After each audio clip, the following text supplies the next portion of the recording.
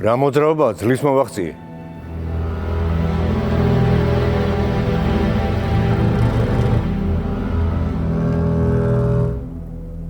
მთელი ღამე გირეკავდი, რატომ არ აიღე ყურმილი? გადაუდებელი საქმე მქონდა.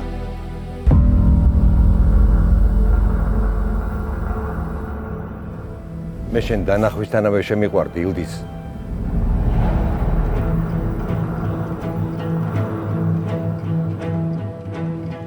იარეთ თეატრში. თეატრი ცხოვრების სარგეა. ხომ არ გეცნობათ ჩემი ხმა? მე გახლავართ ვარლამ კორშია, მარჯანიშვილის თეატრის მსახიობი.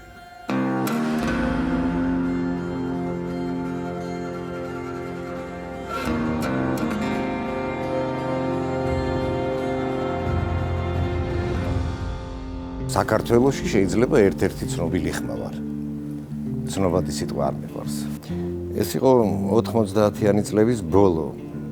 საქმე არ ქონდა არაფერი, ვისხედით სახლში. მე ერთ დღეს მირეკავს მეგობარი, რომელიც მუშაობდა რუსთავი 2-ის გახმოვანებაში. მეუბნება ესეთ რამეს, რომ მოდიო რა, რუსთავი 2-შიო, ისაო, ხმა დაგვიტოვეო. წავედი მივაგენი იქაურობას, ხმა დავტოვე და წამოვედი. იმავე საღამოს დამირეკე, ხვალდილით მოხვალ 11 საათზე თუ შეიძლება რაღაცა. ნუ ვიფიქრე ხა ალბათ ამ სერიალს ჩავწერ და დამთავრდება ჩემი ამბავი. მაგრამ ახლა უკვე 2025 წელია და ისევ ასე ვარ.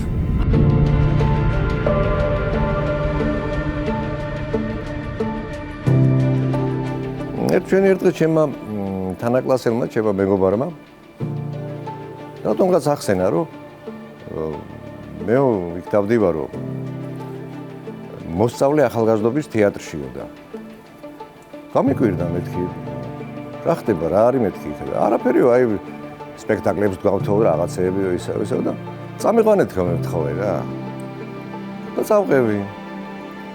წავყევი და მომეწონა შემოვრჩი. მე ბოლოს გადავწყვიტე მსახიობობა. დავიწყე გამოცდებისთვის მზადება, ვერ ჩავაბარე. მე ჯარმა მომიწია. დავბრუნდი ჯარიდან, გავიარე 5-ვე გამოცდა. სექტემბერი რო დადგა, დამირეკეს და დაგვიბარეს რექტორთან შევედით კაბინეტში. და პირველი კითხვა იყო, რუსული ვინ იცის? მე ვიცი თქო. წაიკითხავთ რამეს? წავიკითხავ, მე ვთხარი რა ვიცი. 4 აბიტურიენტი შეგვარჩიეს და გვითხრეს თუ თქვენი სურვილიც იქნება, აი არსებობს ასეთი რუსული ჯგუფი სოხუმის მოზარდ მაყურებელთა თეატრისთვის, თუ გაქვთ სურვილი ისწავლეთ. გადასარავი პედაგოგი გყავდა, ბატონი კოტე სურმავა, ძალიან კარგი კაცი. მარჯანიშვილის თეატრში აღმოჩნდი. 1987 წელს ვამთავრებდით ინსტიტუტს. მაშინ ესე უნდა გამოეკრათ ეს განაწილებები, ვინც არ მიდიოდა. დიდი უზარმაზარი ფურცელი იყო, ხელით შევსებული, რომლის გადაკეთება არ შეიძლებოდა. და ვკითხულობ, რომ ჩემი სახელი გვარი რაღაცა ხომ და მაშინ ესე იყო მუდმივი საცხოვრებელი ადგილი, ეს პასპორტშიც აღინიშნებოდა და წერია ქალაქი სოხუმი. მივედი კადრების გაყოფილებაში, მე ვთხარი ეს არ არის. მათყდა ამბავი რომ შენისა და ეხლა მილიციას დაუძახებთ და ამას ვიზამთი, ვერაფერსაც ვერ ვიზამთი, მე ვთხარი, აი აქ ტყუილი წერია თქო აქ. ხო და კარგი მეთქი წავალ სოხუმში, ოღონდ ქართულ თეატრში გამიშვით. ქართულ თეატრში ვერ გაგიშვებთ, აი ფოჩი წადი, არა სოხუმში წავალ, არა ესე და მე მომივიდა აზრად მოვსულიყავი აქ ამ თეატრში. მოვედი ვიკითხე ბატონი თემური, მაშინ ბატონი თემური ჩხეიძე იყო მერტმარცხონოს სამხატვრო ხელმძღვანელი თეატრის. ბატონი თემური არ დამხვდა. ხო და ვიღაცა მირჩია რომ ნახეო ქალბატონი მედეაო. მედეა კოჯოხიძე. სად უნდა ვნახო ქალბატონი მედეა კოჯოხიძე, ავიღე მისამართი, მოვიკრიბე ძალღონე და მივადექი სახლში. გამიყო იმძამდებით, მე ვთხარი ესა და ეს კაცი ვარ, აი რაღაცა თეატრალურს ვამთავრებ და თუ შეიძლება სადიპლომო სპექტაკლი ნახეთ, თქო მე ვთხარი. თან მე ჩემი თავის მეთქონ მიკვირდა რომ ასეთ რაღაცას ვამბობდი და როდის არის რა არის სად არის აქა და აქ მე ვთხარი აი და სცენიდან რომ დავინახე ქალბატონი მედეა კინაღამ მუხლები მომეკვეთა ნუ მივედი და საოცარი სიტყვები მითხრა.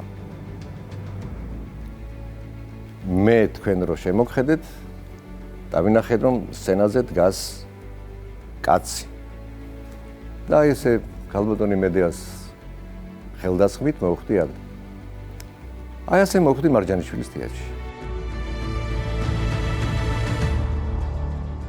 აი როგორც პირველ დღეს ხანდახან მახსენდება ხოლმე პირველად რომ შემოვედი აქ კულისაში რომ შემოვედი თანამშრომლების შემოსასვლელი და რაღაცა აი დღემდე მახსოვს ის პირველი განცდა როგორ შემოვდიოდი რა უცხო იყო აქაურობა ჩემთვის და ეს პერიოდულად ეს მახსენდება და აი ჟრუანტელი მივლის ალბათ ეს არის ალბათ მთელი ჩემი ცხოვრების განცდა რომ აქ ავარ პირველი როლი იყო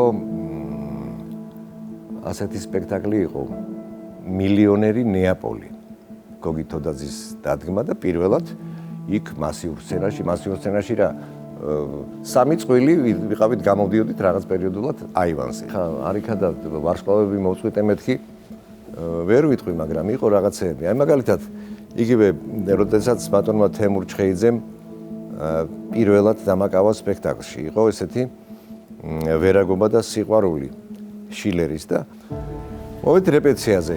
უკვე გამოძახებული ვარ. აი მიწაზე არ მიდგას ფეხი ისე ვარ. ალბათ ნახევარზე მეტი რეპეტიცია მე მელაპარაკა ეს კაცი. მომცა ეს ფურცელი, ტაბახის ფურცელი ესეთი შუაზე გაკეცილი და 4 თუ 5 რეპლიკა ეწერა რომ ჩემი რეპლიკები. აი ეს არის შენი როლიო მითხრა და მაგრამ ეს იყო ჩემთვის არ ვიცი აი მის გვერდზე მის რეპეტიციებზე გატარებული დრო 10 ხარისხში და 20 ხარისხში როა იყო, ანუ მაინც არ გეყოფა. ერთ დღეს ბატონმა კოტე მახარაძემ დაედგა სპექტაკლი. ეს იყო სამშობლო, ესე ერქვა. ძეცთომილი. სცენაზე ვიდექი ბატონ ედიშერ მაღალაშვილთან ერთად. ეს იყო ჩემთვის რაღაცა. ქაქუცას რაც შეეხება, ეს იყო მაშინ საოცრება. ავტორი რომ მოვიდა გურამი და მთელი თეატრი ვიყავით აღტკინებული ამითი. მახსენდება ამ ქაქუცას დროინდელი რა იცით? პატარა როლი მქონდა მე მას თამაშობდი გენერალ დავით ჭავჭავაძეს. ისეთი სცენები იყო სულ ცრემლი მომდიოდა.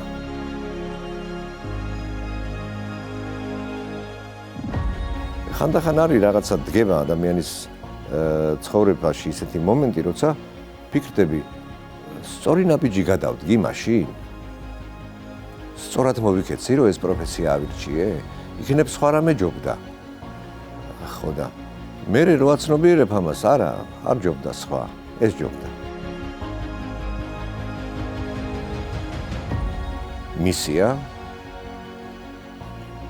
მისია ერთადერთია, აი, იდგე სცენაზე და ადამიანებს აჩვენო რაღაცები როგორც სარკეში. თეატრი ხო ცხოვრების სარკეა.